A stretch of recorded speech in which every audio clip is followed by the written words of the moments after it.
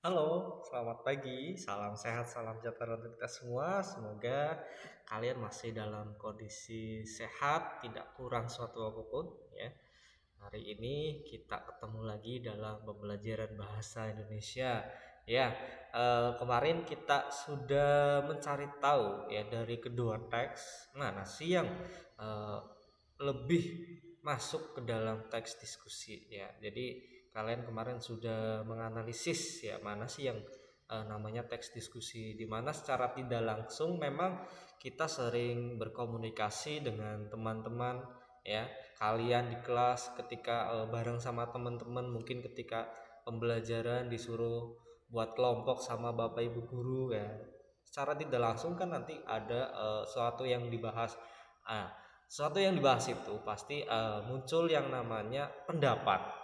Nah, pendapat di situ yang dimaksudkan adalah teks diskusi, di mana ketika pendapat satu orang dengan pendapat yang lain itu kan tidak mungkin sama ya.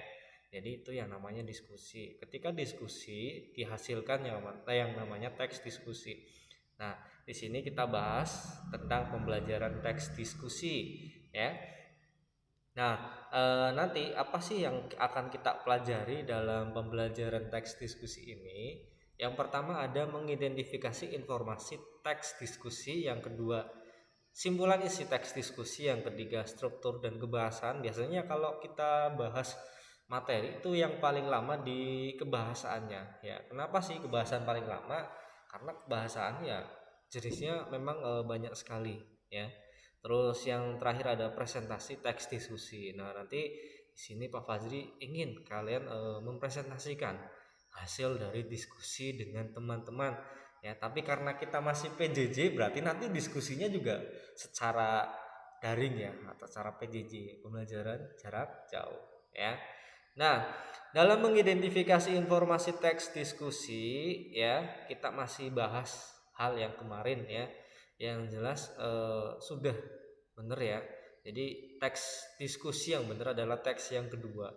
Nah, di sini akan kita pelajari lagi lebih dalam lagi apa sih itu teks diskusi. Ya. Oke. Nah, teks diskusi adalah sebuah wacana yang berupa tulisan yang membeberkan dua pendapat berbeda, satu di sisi pendukung dan satu di sisi kontra atau yang menolak ya, yang diakhiri dengan simpulan atau rekomendasi penulis. Ya, ini yang namanya teks diskusi. Wacana apa sih, Pak? Wacana ya teks ya yang bisa dibaca, itu namanya wacana ya, yang berupa tulisan tentunya. Nah, di sini kita bahas tentang teks diskusi, di mana teks diskusi kemarin Matthew sudah tanya, Pak, struktur teks diskusi apa sih? Ya, mungkin karena Matthew ingin bisa lebih detail lagi, mana sih yang termasuk teks diskusi? Ya, bagus sekali. Terima kasih Matthew kemarin sudah chat ke saya. Ya, itu menunjukkan tentang keaktifan Matthew sendiri. Nah, di sini dijelaskan bahwasanya strukturnya ada isu. Yang pertama ya, yang dibahas tentang apa isunya? Yang mau dibahas apa? Itu isu namanya. Ya, yang sedang dibahas itu apa? Itu isu. Terus ada argumen mendukung. Biasanya kalau argumen mendukung ini tentunya orang setuju dengan apa yang sedang dibahas, yaitu argumen mendukung atau pendapat yang mendukung. Terus ada juga argumen yang menentang. Jadi pendapat yang menolak atau tidak setuju dengan apa yang sedang dibahas, ya. Dan yang terakhir adalah simpulan, ya, di mana eh, nantinya dibahas tentang isu argumen pendukung maupun argumen penentang dari si penulis sendiri. Inilah yang namanya teks diskusi, di mana teks diskusi ini memuat informasi yang cenderung bersifat informatif, argumentatif. Kenapa argumentatif?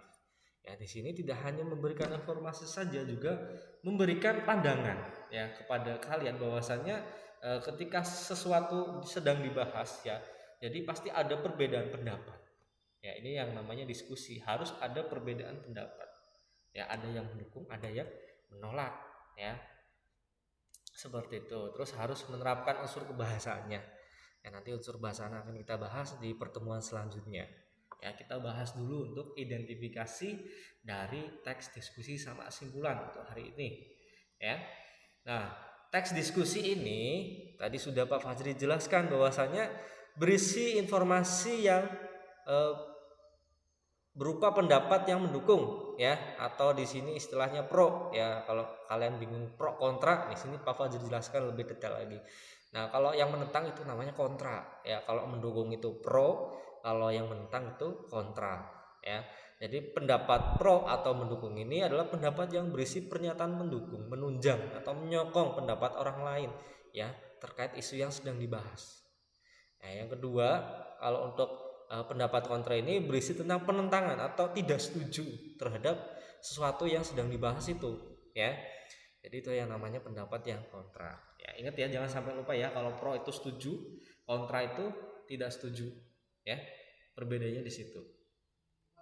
Nah, ini ada contoh eh, teks diskusi. Nah, nanti Pak Fajri akan buat tugas untuk ini ya. Kita lanjut lagi ke materi hari ini. Nah, untuk menentukan simpulan dari isi teks diskusi ya, supaya kalian bisa lebih tahu isi dari teks diskusi itu ya, tentunya kita harus membaca dulu. Nah, kita bisa langsung buat simpulannya juga di sini nanti. Caranya gimana? Nah, di sini kita harus menentukan isi dari teks diskusi itu, meringkas isi dari teks diskusi itu, menyimpulkan isi teks diskusi, ya. Lalu bagaimana caranya, Pak? Nah, tentunya membaca yang pertama. Kita harus membaca isi teks diskusi itu, ya. Yang kedua, menentukan gagasan pokok tiap paragraf, ya. Sama seperti kita ketika belajar teks eksposisi, dicari gagasan pokoknya di tiap paragraf ya. Nah, nanti setelah ketemu gagasan pokok tiap paragraf, kita rangkai gagasan pokok tiap paragraf itu menjadi satu kesatuan atau menjadi satu alinea saja ya. Jadi nggak usah terlalu banyak, nggak usah dibahas semuanya ya. Yang penting intinya ketemu semua dari tiap paragraf ya. Jadi nanti kita bisa tahu isi dari teks diskusi itu, kita bisa tahu ya, sudah bisa mengidentifikasi, sudah bisa langsung menyimpulkan. Nah, nanti silahkan kalian baca teks diskusi yang ini ya, dibaca dulu, kalian tentukan gagasan pokok tiap paragrafnya ya. Ini ada 4 paragraf, nanti kalian cari gagasan pokoknya. Setelah sudah ketemu gagasan pokoknya, kalian gabung jadi satu menjadi paragraf atau satu alinea ya. Oke, sampai sini. Terima kasih untuk anak-anak kelas 9 sudah menonton video saya. Selamat pagi, salam sehat, salam sejahtera. Saya akan share assignment ya hari ini.